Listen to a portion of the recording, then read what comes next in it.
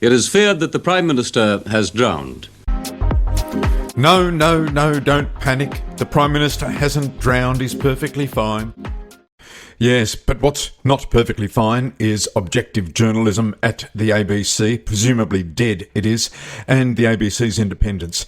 This episode 16 mini is a cut-down version of episode 16 where I interviewed Kit Kowalski about the impact of the AIDS Council of New South Wales, or ACON's, influence on the ABC and their independence as a news outlet. My own research and the research of others has shown that the ABC is biased on several issues. There's been the Palestine conflict, there's been the speeches of Donald Trump, there's been the Heston Russell affair.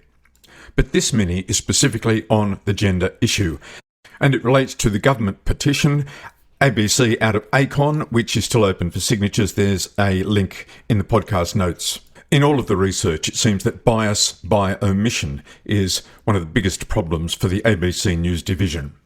So here we go, episode 16 mini with Kit Kowalski. Kit, can you just start off by telling us why the ABC has this relationship with ACON, the AIDS Council of New South Wales? ACON has had a little business unit that has operated inside it called Pride in Diversity. The stated mission of Pride in Diversity really related to ACON's core mission of dealing with the AIDS crisis. It's a little bit removed, I think, from actually the nuts and bolts of the AIDS crisis, but it's still kind of in the sphere, making it okay for people to be gay and bisexual at work. And what does Pride in Diversity actually do? Every year, companies can submit something called the Australian Workplace Equality Index. And it's a really long survey. There's about 40 questions. And then they submit all this evidence. And then ACON gives them a score of how inclusive they are for LGBTIQ plus people in the workplace. Is it only based on employment and the people, or are there other things involved with this? It covers the entire workplace culture. We're talking things like, having special family leave policies. So a lesbian and your wife is having a baby, then allowing that lesbian woman to take the equivalent of a paternal leave, right, to support her wife while she has a baby.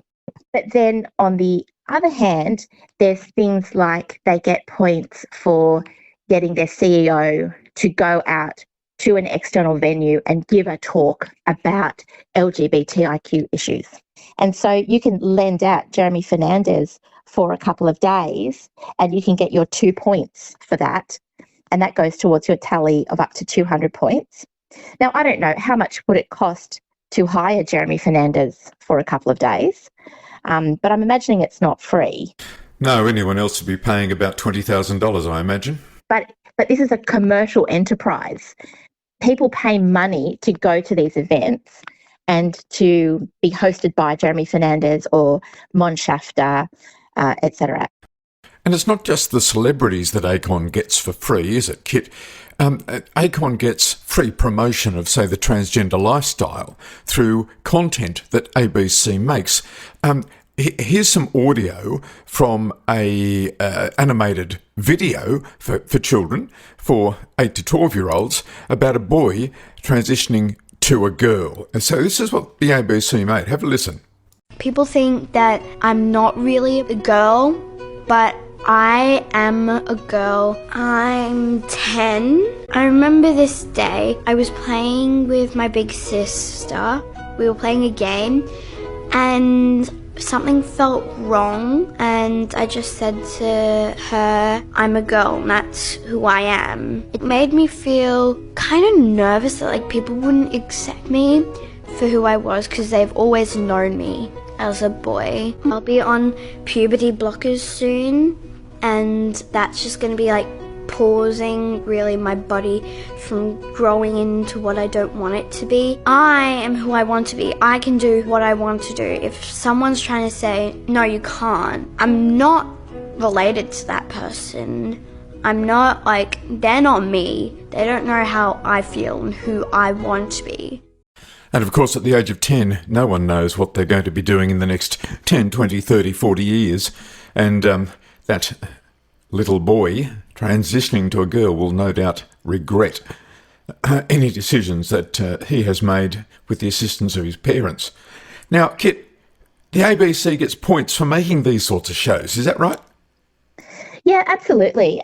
There's a little bit of to and fro with some of these things. You don't quite know, like, which is the tail and which is the dog. So it's not something ACON asked them to do.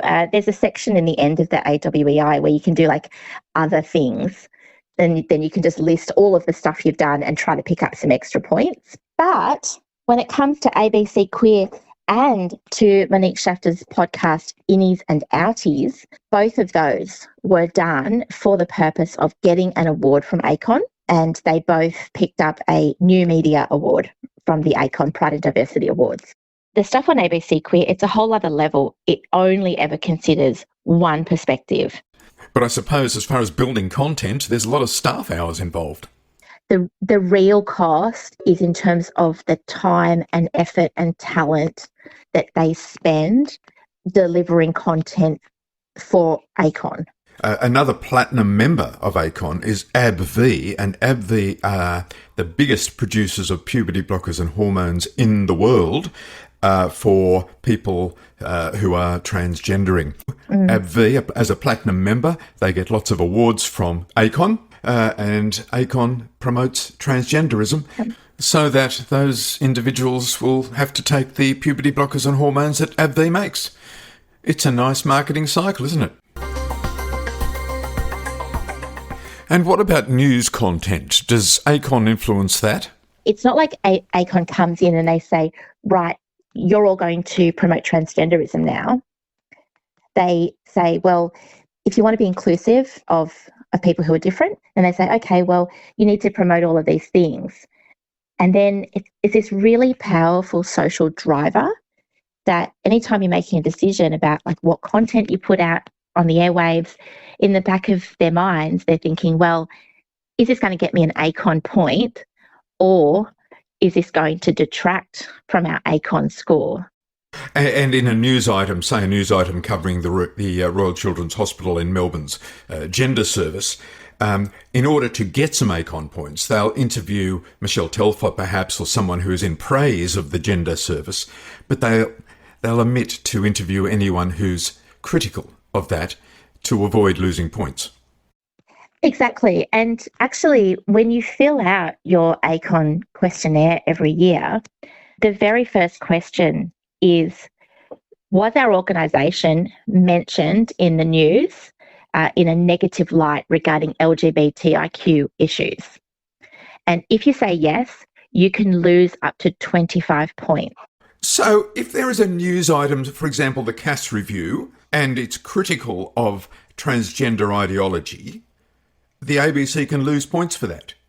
It's possible, yes. And Justice Andrew Strum's verdict against the gender transitioning of a boy and his damning of Michelle Telfer, they could lose points for that. They could, yeah. Which explains why they didn't cover it. Where it really crosses a line for our national broadcaster and our national special broadcasting service to be a part of this scheme is that they decide what gets shown in the media and what doesn't. And every day they're deciding whether positive press or negative press is actually broadcast. It's in their interest to not broadcast any negative opinions about things that ACON holds dear, like puberty blockers, like men and women's sports, etc. We pay for the ABC. We pay everyone's salary who works at the ABC. But, you know, this program, it's really put, like, sexuality into the workplace. It's got this unrelenting influence on workplace culture. And via the ABC, what we hear on the news. My direct correspondence with ABC Chairman Kim Williams was that a common landing may prove to be elusive in this territory. Oh, that's an interesting phrase. But do you think there is any one silver bullet that will change the mind of Kim Williams and the ABC board? I think that Kim Williams is quite out of touch with the world of media and journalism as it is at the moment. I don't think he understands how media and how influence works today. I don't know if it is possible to get them to to leave ACON, but it would be amazing if they did. Indeed it would, Kit. And it's not just for the sake of objective journalism and integrity in reporting, but it's a case of the optics that they must be seen to be without influence. They must be seen to be unbiased, and at the moment they're not. 100%. It undermines our confidence in the ABC as a national institution.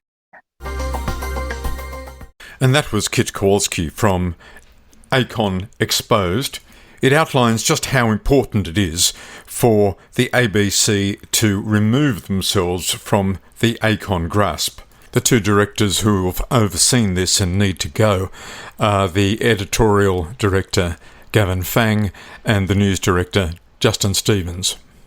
The petition to force the ABC to resign its membership of ACON is still viable until midnight on the 26th of the 11th, 2025. Just look up e-petition EN 8495, ABC out of ACON.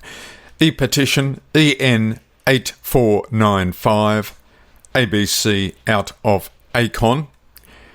If you are too late to sign that petition, I know that many listeners will be, just make sure you are a signatory to the Declaration of Biological Truth Australia, because I know the Declaration will be working on this as well in the future. If the BBC can leave Stonewall, the ACON equivalent in the UK, then the ABC can leave ACON. This has been a short version of Filtered Episode 16. See you next time.